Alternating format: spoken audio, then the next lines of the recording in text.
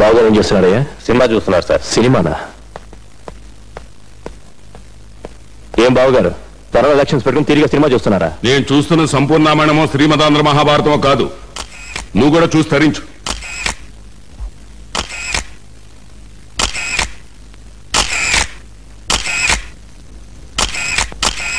ఇది చూడు, ఈ బై ఎలక్షన్ లో నన్ను గెలవకుండా చేసి కుర్చీ దించాలని అపోజిషన్ లీడర్ రంగనాయకులు గాడు ప్రచారం చేస్తున్నాడు.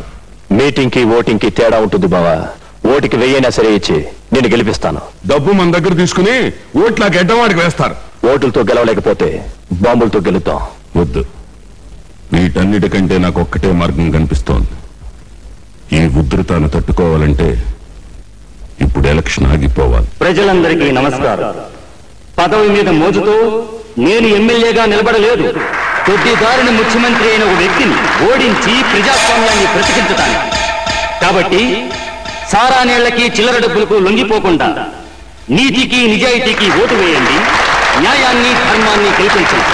జై హింద్.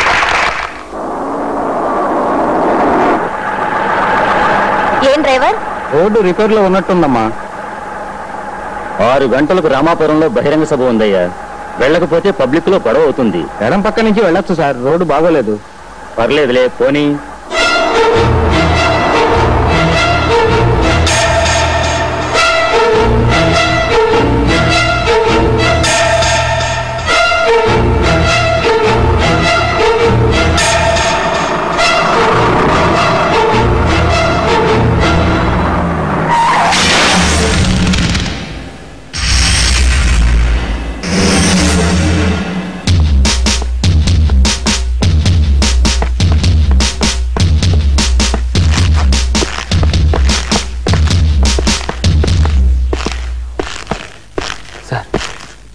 నేను విన్నది నిజమేనా?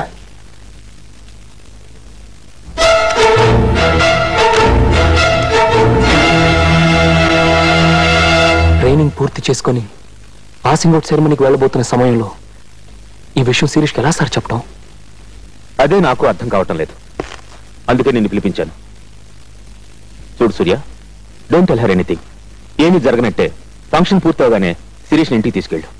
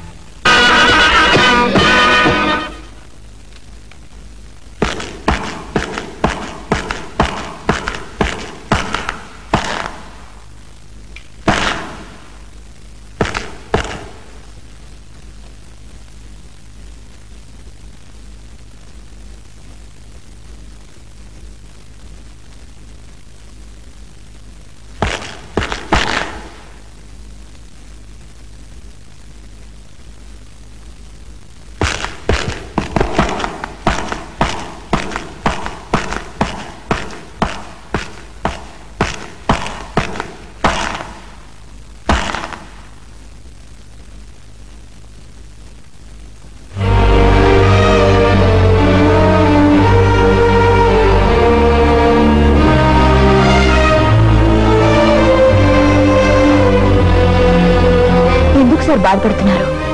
మీ శిష్యురాలు తండ్రి మాట నిలబెట్టిపోతున్నందుకు ఆనందంగా ఆశీర్వదించి పంపండి సార్.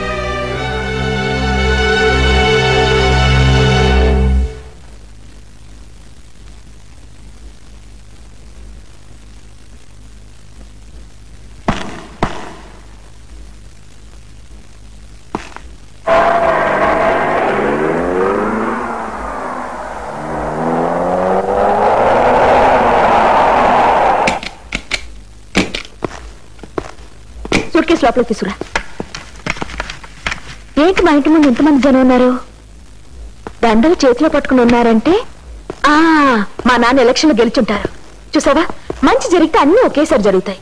నేను పోలీస్ ఆఫీసర్ అయ్యాను, మా నాన్న ఎలక్షన్లో గెలిచారు. ఏమిటి ఇక్కడే నిలబడిపోయావు? రా సూర్య, కమ్ ఆన్.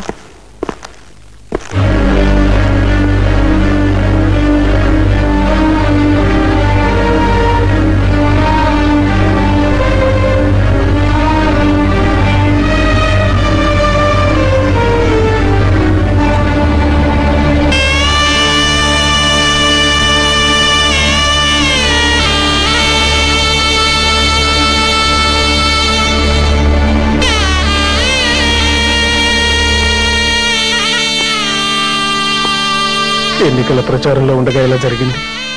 హాస్పిటల్లో చావు బ్రతుకుల్లో ఉన్న మీ అక్కయ్య స్పృహలోకి వస్తేనే ఈ ఘోరం ఎలా జరిగిందో బయటపడుతుంది.